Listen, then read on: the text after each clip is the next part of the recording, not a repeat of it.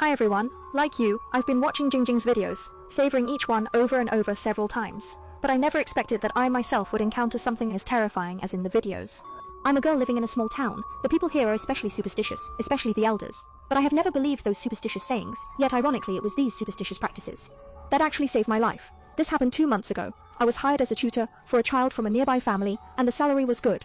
The family seemed quite kind as well. A flash, I had been tutoring their child for 3 weeks. One day, on my way to their house, I noticed people were staring at me weirdly. It was as if they had seen a ghost, but I ignored it and continued walking to the student's home. I knocked on the door, and the parent who opened smiled back at me. But his smile suddenly disappeared, and his gaze towards me was the same as those people on the street earlier. I thought I was acting strange, so awkwardly I asked why he was looking at me so strangely. But he just stood there quietly without saying anything, making the atmosphere unbearably awkward. At this moment, I heard the student's cheerful voice calling my name and running towards me. I was also particularly excited to hug him because he gets so excited every time he sees me. But halfway through his run, he suddenly stopped and started crying. It was then his mother regained her composure. She said to me, "He might be tired. Please stay in the living room for a while. I'll go prepare lunch."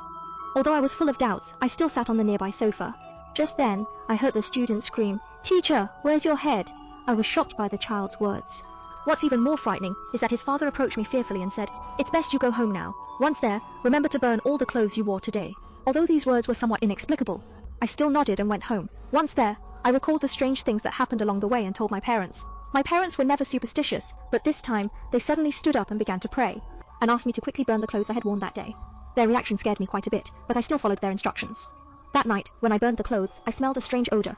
Feeling so disgusted that I wanted to vomit, I asked my brother to watch the fire and went to get a glass of water by himself, but halfway there he fainted. When I woke up, it was already 7:30 p.m. I asked my mom what happened.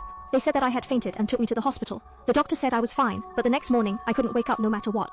My parents took a leave of absence from my school, saying I was sick and couldn't come, but what happened next was even more shocking. When I woke up, I heard a news report about a shooting that occurred on the street.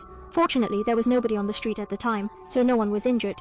But that street was exactly the route I take every morning at 8:30 to go to my friend's house. It was then I realized that everyone had sensed my bad luck, because I was about to encounter an accident.